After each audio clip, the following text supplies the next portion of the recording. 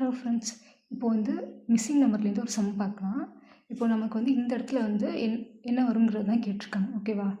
So இங்கே வந்து மேலே வந்து 84 கொஞ்சம் பெரிய நம்பராக இருக்குது. 14 + 2 14 12 கொஞ்சம் சின்னதாக இருக்கா. ஸோ இதில் வந்து ஆட் பண்ணி பார்க்கலாம். ஓகேவா? இப்போ 14 12 ஆட் பண்ணால் எவ்வளோ கிடைக்கும்? 26ன்னு கிடைக்கும். ஆனால் இங்கே 84 இருக்குது. ஸோ இந்த மாதிரி பண்ணால் வராது. நெக்ஸ்ட்டு வந்து என்ன பண்ணிக்கோங்க, கீழே உள்ள அந்த 2 நம்பர்ஸ் இருக்கா, அது ரெண்டுத்தையும் மல்டிப்ளை பண்ணிக்கோங்க. 14 × 12 டிவைட் பை 2 போட்டுக்கோங்க. போட்டு இந்த 84 வருதான்னு பாருங்கள். இப்போ வந்து 2 இது ரெண்டும் கேன்சல் பண்ணி டிவைட் பண்ணிக்கோங்க. இப்போ வந்து 6 14 சார் எவ்வளோ வரும்? நமக்கு 84ன்னு கிடைக்குது. ஸோ நமக்கு வந்து இந்த 84 கிடச்சிருச்சா. நெக்ஸ்ட் வந்து பி டயக்ராமில் இந்த கான்செப்ட் வருதான்னு பார்த்துக்கோங்க. 18 × 9 டிவைட் 2. ஓகேவா? இதுவும் கேன்சல் பண்ணிக்கோங்கன்னா 81 கிடைக்குது.